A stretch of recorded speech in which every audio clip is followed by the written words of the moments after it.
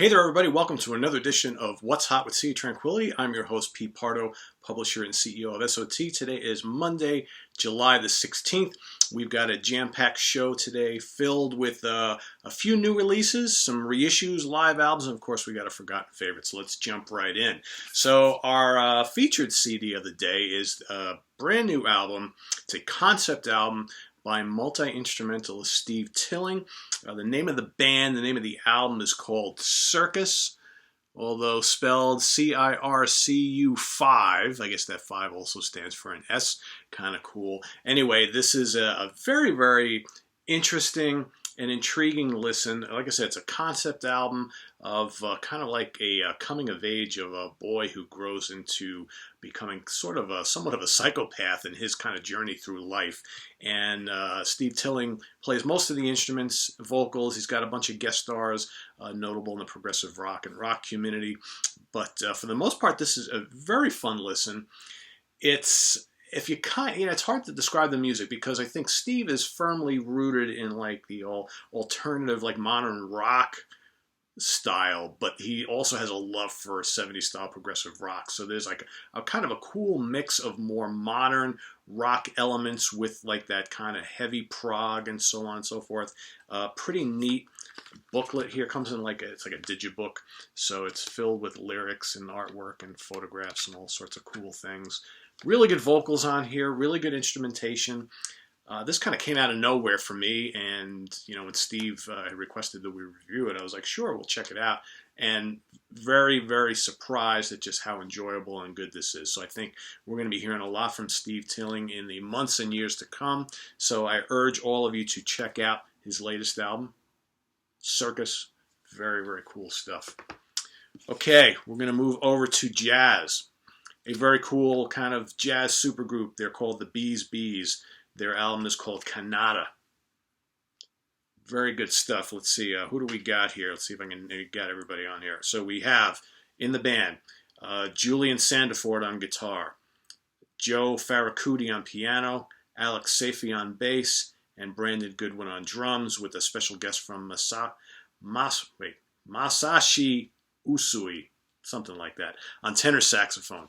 Very cool album. If you like kind of like ensemble jazz, little hint of rock elements, little bits of 70s jazz fusion influence, but a really, really cool album. Some great melodies, some off the charts soloing from all the guys. Really, really strong modern jazz album there. All right, couple albums from Transcending Records. These are both 2 EPs. The first one is from a band called Godthrymm, A Grand Reclamation. This is somewhat of a doom supergroup. It's an EP. I believe there's only 4 tracks on here, yes. Got a couple current and former members of Anathema and My Dying Bride and Solstice and a few other bands. Really, really cool stuff. Kind of Candlemass-y. And a little bits of very, very early Sabotage mixed with elements of the bands that these guys either are with or come from. Gloomy, doomy, heavy. It's pretty aggressive in spots. I really like this a lot. I think these guys have a bright future ahead of them. If you're into like doom metal supergroups that bring a lot of different things to the table, I think you're going to really like this. Really nice artwork on here as well. Cool production, great playing, great tunes. Dig that a lot. Next one from the same record label, from Transcending Records, we've got Affasia, Adrift in Remorse.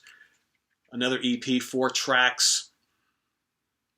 Also kind of gloomy type stuff, maybe not as aggressive and powerful as that last album I just talked about. If you like Canatonia and early Anathema, kind of along those lines. Melodic, kind of gothic, like I said, melancholy type stuff. Very, very solid. Again, Aphasia, Adrift in Remorse, right? Yes, Adrift in Remorse. What else we got here? All right, so this is a very cool one. So guitarist and bassist from the Dave Kesner band, Fernando Perdomo, Out to Sea. Look at that cool artwork. This is a mostly instrumental album from Mr. Perdomo. There he is right there. There's actually another cool shot I want to show you here. Here he is, along with some of the instruments he used for the recording of this album. This is hot stuff. Really, really good instrumental prog stuff. If you like kind of like early Steve Hackett, solo album after he left solo albums after he left Genesis, where especially the instrumental tunes where he would weave like electric and acoustic guitars and cool keyboards and all sorts of interesting things.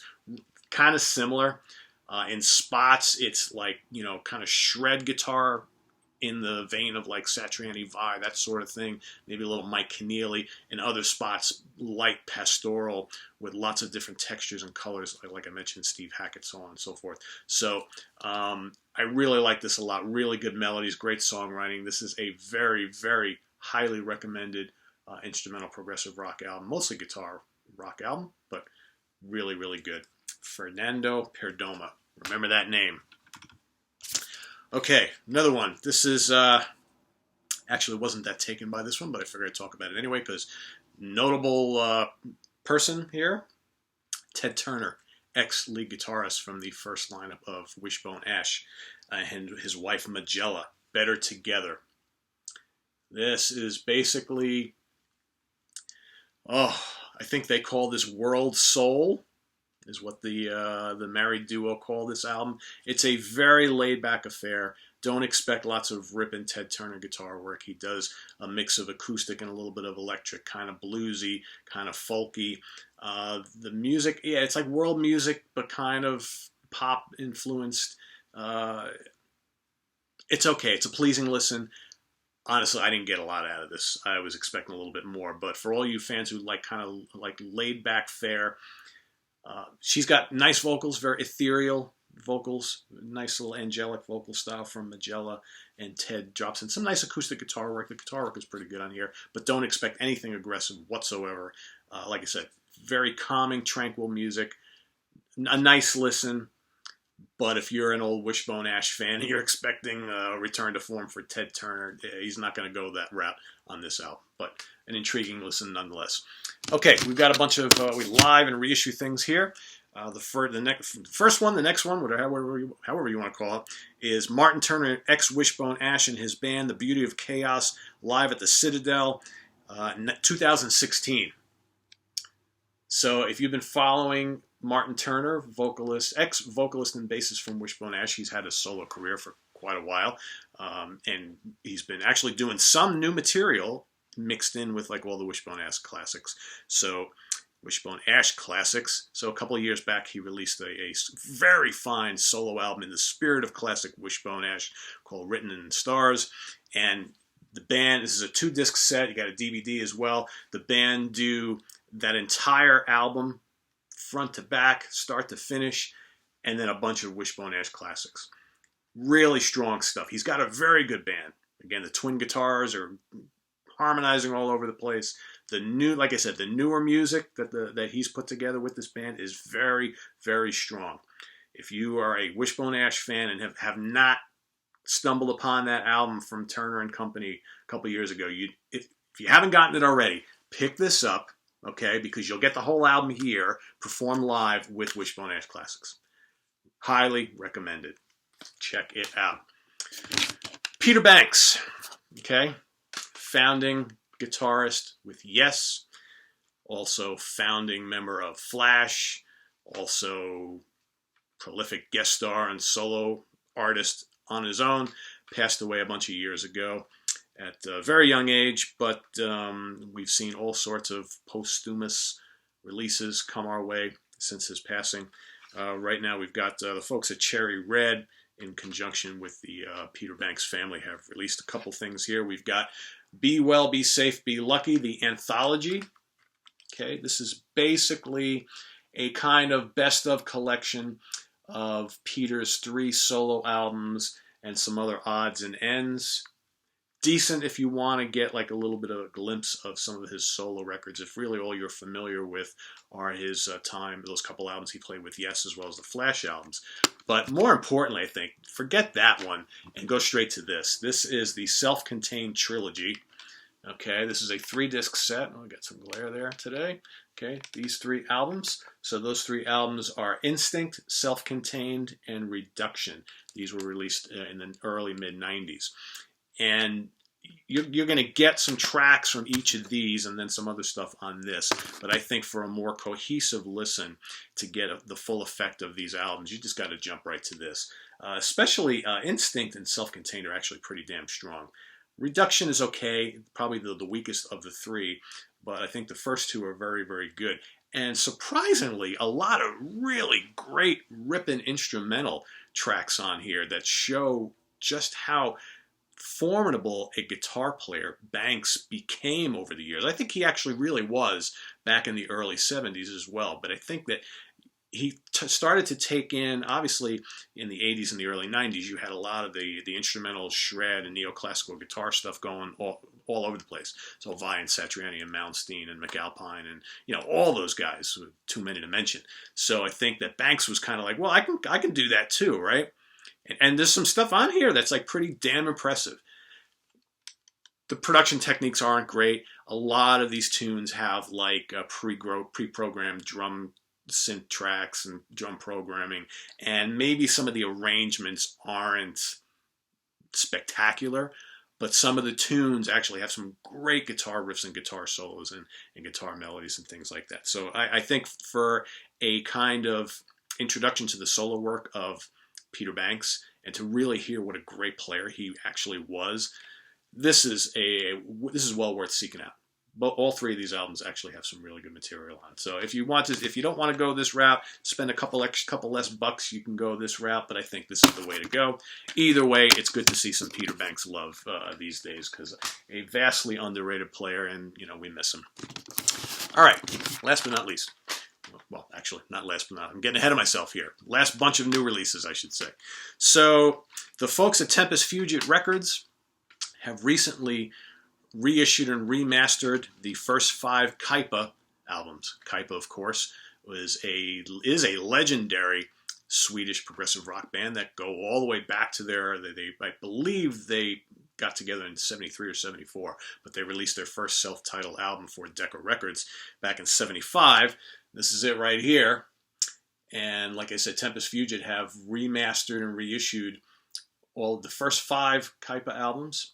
Some of them with a couple bonus tracks. This one does, in fact. This is their debut. Really good stuff. Now, for those of you who are not aware, so Kaipa actually kind of came in the footsteps of like Yes and Genesis. You can hear a lot of Yes and Genesis, a little bit of ELP influence in their music with Swedish vocals. So for the first 2 albums, Hans Lundin, their keyboard player, also sang vocals. You got Roine Stolt on guitars. Okay, Roine Stolt from the Flower Kings and Transatlantic and millions of other bands. So really, really good. Lots of vintage keyboards. So you've got Hammond organ and Moog synthesizer, Fender Electric Rhodes and Mellotron, ARP, all that kind of stuff. And the first album, really strong.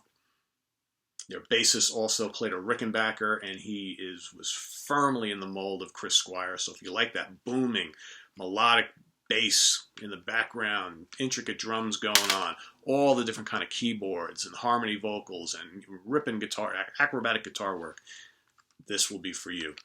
That was 75. They followed that up a year later with Inget Nytt under Solen. I'm probably saying that wrong. That is their follow-up. Probably equally as good. The first 2 albums are spectacular. Again, more of that just kind of sprawling symphonic progressive rock. The opening Skenet Bedrar is about 22-minute multi-suite track. Fantastic. Okay, one of the unsung epic length tracks in the history of progressive rock, folks, that nobody talks about. Probably because most people, especially here in this country, don't speak Swedish, so I have no idea what the hell the song is about, but it's a great listen. Okay, and then you got a host of other tracks and some bonus stuff as well. Highly recommended as well. Oh, about a year or so later, they came out with their 3rd album, Solo. They decided to bring in a lead singer this time around and have Mr. Lundin just focus on the keyboards. This is kind of where you started to see a little bit of change and shift in the music of Kaipa. Not a bad album. Pretty decent, actually, but a definite step down from the 2 that came before it. So, at this point, in fact, if I'm not mistaken, is Stolt still around on this album? Yeah, I think he is. Okay. So, by this time, cracks are starting to form in the band. Half of this album is kind of a little bit more of a commercial sound, but the other, and it's actually overall, it's a pretty mellow album. It lacks a lot of the bombast from the 2 albums before, but still, I would say half of it's pretty damn strong. The other half is decent, okay? No bonus tracks on this particular one, but still a good album. I like that cover artwork. It's pretty cool. Okay, then I believe 1980, so if we're fast forwarding, of course, with the coming of the 80s, a lot of these prog bands from the 70s going through lots of changes in musical style, wanting to keep up with the times.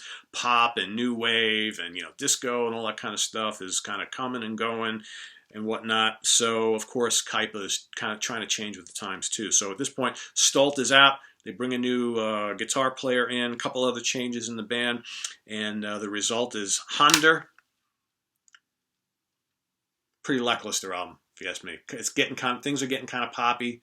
Couple proggy tunes, couple of song, and Kaipa was also known for doing some instrumentals too. The instrumentals are kind of cool on here, but at this point,